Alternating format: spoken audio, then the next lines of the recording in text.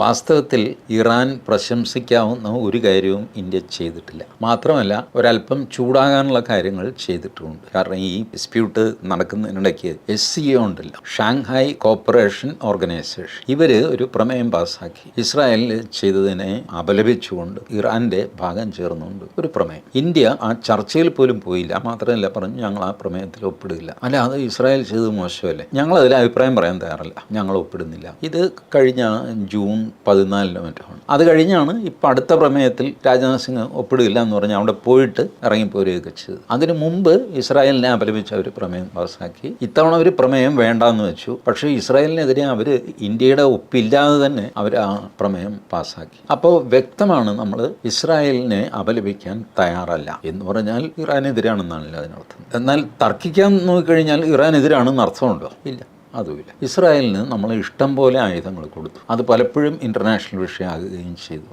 നമ്മുടെ കയ്യിൽ യുദ്ധവിമാനമൊന്നുമില്ല അവർക്ക് കൊടുക്കാനായിട്ട്. ബട്ട് അവർക്ക് ആവശ്യമുള്ള ഉണ്ട, വെടിമരുന്ന്, അത് ഇതൊക്കെ കപ്പൽ നിറയെ നമ്മൾ മാസങ്ങൾ എത്രയായി കയറ്റി വിട്ടുകൊണ്ടിരിക്കുന്നു ഇസ്രായേലിലേക്ക്. ഇസ്രായേൽ അവരുടെ അത്യന്താധുനിക സംവിധാനങ്ങൾ നമുക്കും തന്നിട്ടുണ്ട്. നമ്മളത് ഓപ്പറേഷൻ സിന്ദൂറിൽ ഉപയോഗിക്കുകയും ചെയ്തിട്ടുണ്ട്. ഇസ്രായേലുമായിട്ട് we have a better relation than Iran.